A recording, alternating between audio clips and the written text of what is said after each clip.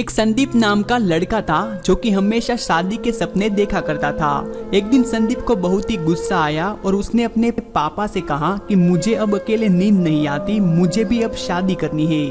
उसके पापा ने कहा पहले पढ़ाई तो कर ले, तेरी भी शादी करा देंगे। लेकिन संदीप को शादी का भूत सवार था। उसने अपने पापा से जिद्दी पकड़ ली कि मुझे शादी करनी है तो करनी है। संदीप के जिद के करने पर उसके पापा ने शादी के लिए बात करना शुरू कर दी और फिर एक दिन वह समय आ ही गया। संदीप की शादी हो गई। संदीप काफ़ी खुश था और आज उसकी पहली रात थी। संदीप की पत्नी जिसका नाम मीना था, मीना बहुत ही सुंदर और सीधी सादी लड़की थी। पहली रात में संदीप ने अपने मोटे पप्पू से मीना की चिड़िया को बहुत ही दर्द दिया। वह मीना दर्द से चिल्ला रही थी कि प्लीज ऐसा मत करो, लेकिन संदीप नहीं माना। जैसे तैसे उसने पूरी रात खुशी के साथ निकाली क्योंकि संदीप का प्यासा पप्पू बहुत दिनों से चिड़िया की शिकार करने को तरस रहा था। लेकिन मीना बेचारी उठ नहीं पा रही थी और घर वालों के सामने तबीयत ठीक नहीं है का बहाना कर दिया। थोड़ी देर बाद संदीप बाहर से टहलकर फिर आ गया और उसने अपने रूम का दरवाजा बंद किया और उसके साथ फिर से वह करने लगा।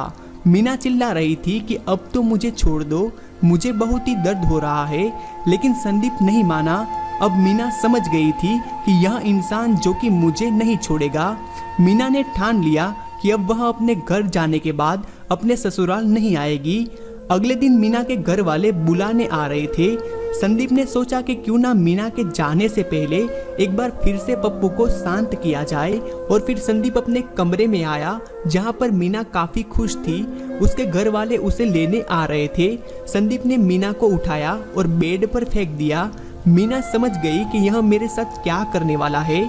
मीना ने कहा अब तो रहने दो, वरना मैं दोबारा इस घर में नहीं आऊंगी। संदीप भी समझ गया था कि यह नहीं आएगी।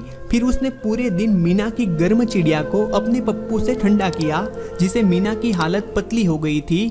अगले दिन मीना के घर वाले मीना को बुलाकर ले जाते हैं और घर जाकर मीना अपनी मम्मी से कहती है कि मम्मी मैं दोबारा उस घर में नहीं जाऊंगी।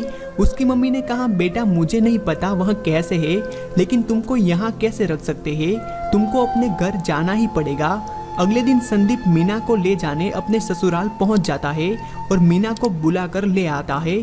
संदीप अब समझदार हो गया था। वह सिर्फ अब कभी कभी मीना के साथ अपने पप्पू से वो बजाता। अब मीना को भी पता चल गया था कि अब उसका पति बदल चुका है।